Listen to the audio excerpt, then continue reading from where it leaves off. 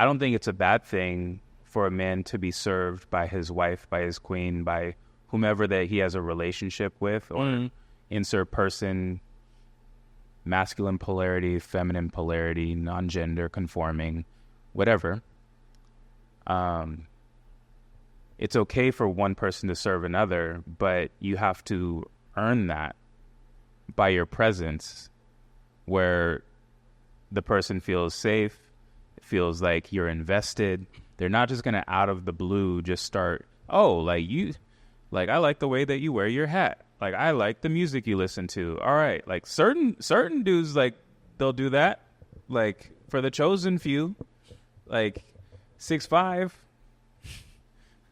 But for most men, most people, no one's going to just come out of the gate and just start being of service.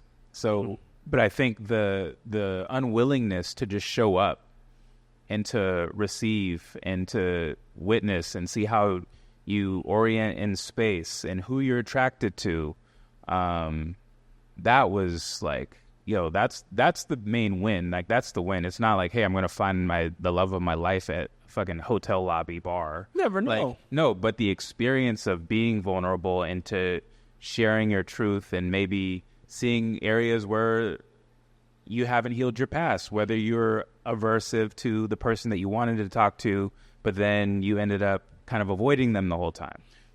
And that's where I think men get it wrong, where they're thinking in those moments where when you're trying to find your person and if things don't work out, yeah, I can understand how that can turn to a trauma, but that's a vulnerability rep.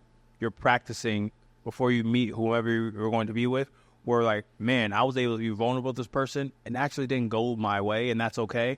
And I can still navigate and live through life, where as men, I feel that we have this one, I think it was like in Family Guy, they were like, Spider-Man was like, you only get one. And I feel like men really take that to heart, where I told this one woman everything about me and this, and now we're not together, and I'm never going to be vulnerable with a woman ever again. And I was like, okay. Chill. It's like, it's okay to be hurt, but you got to let that stuff go, because in the future, let me break this down for you.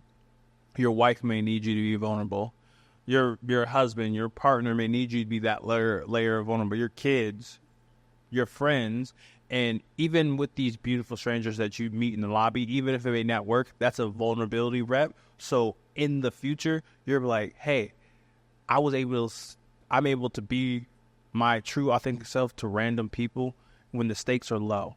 Mm-hmm. So when the stakes are high, if I can do this at this level, what would it take if my partner needs me to be like, hey, this part of relationship sucks? Or, hey, son, daughter, partner, however. And I think people just miss out on that.